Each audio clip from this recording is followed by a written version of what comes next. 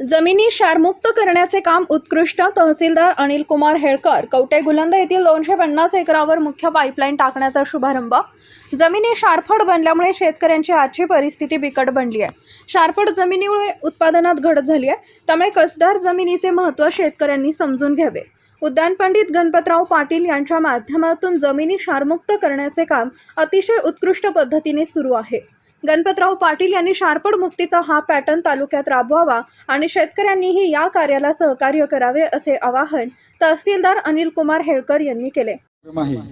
आणि क्षारफळचं काम आहे हे अतिशय चांगलं आहे, अतिशय उत्कृष्ट आहे की जे सांगायचं होतं ते हेगाना साहेब यांनी जे सांगितलं फार त्याच्यामध्ये पोषण मूल्यापासून ते आजची परिस्थिती काय आहे आपल्याकडं या सर्व गोष्टीचं विवेचन, या सर्व गोष्टीची माहिती आणि कसदार जमिनीचं महत्त्व आणि क्षारफळ जमिनीची निकृष्टता या दोन्ही गोष्टी त्यांनी सांगितल्या. या कार्यक्रमामध्ये आमची एवढीच इच्छा विनंती आहे की आदरणीय दादांनी हा कार्यक्रम पूर्ण शिरोळ तालुक्यामध्ये पॅटर्न म्हणून राबवावा आणि त्याला आपण सर्वांनी सहकार्य करावे एवढीच दादांना मी विनंती करतो आणि या कार्यक्रमास खूप खूप शुभेच्छा देतो.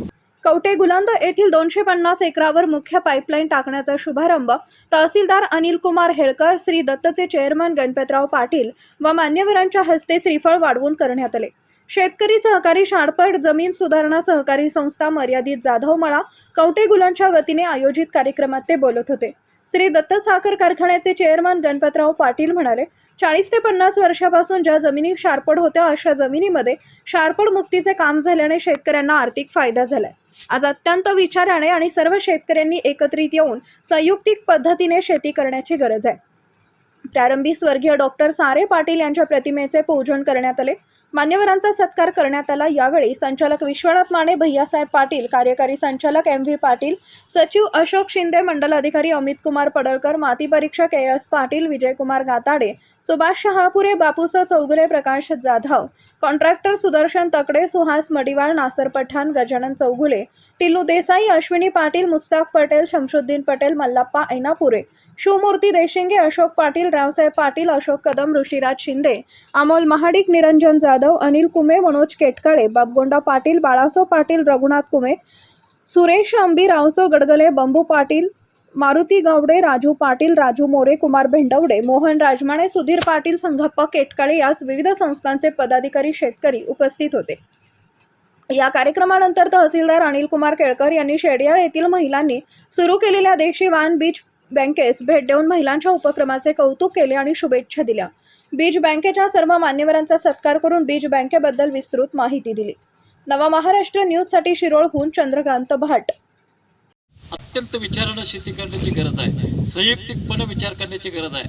आता कारखाना चालवत असताना आमच्या समोर अडचणी भरपूर आल्यात. ऊस तोडण्यासाठी जे फडकरी आहेत ते पुढं फडकरी मिळतील का नाही याची शंका आहे. म्हणून पुढच्या काळामध्ये सर्व अंगानं मशीनच ऊस तोडण्याची गरज राहणार आहे.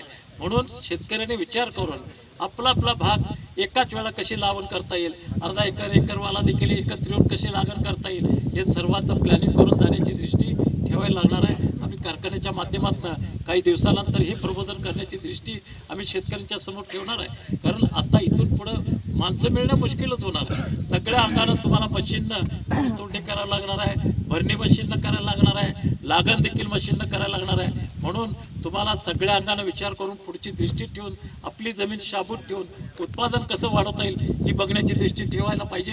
आणि कारखाना सातत्यानं तुम्हाला मार्गदर्शन करण्याची दृष्टी आम्ही ठेवू एवढंच या ठिकाणी सांगतो. तुम्हाला मनापासून या ठिकाणी शुभेच्छा देतो आणि हे काम पुरवसपर्यंत मी सातत्यानं तुमच्याबरोबर एवढं सांगतो. राजकारण, समाजकारण, कृषी, आरोग्य, क्रीडा, उद्योग त्याचबरोबर आपल्या भागातील प्रत्येक अचूक बातमीसाठी नवा महाराष्ट्र न्यूज चॅनलला लाईक, शेअर आणि सबस्क्राईब करा. तसेच सर्व नोटिफिकेशनसाठी बेल आयकॉन प्रेस करायला विसरू नका.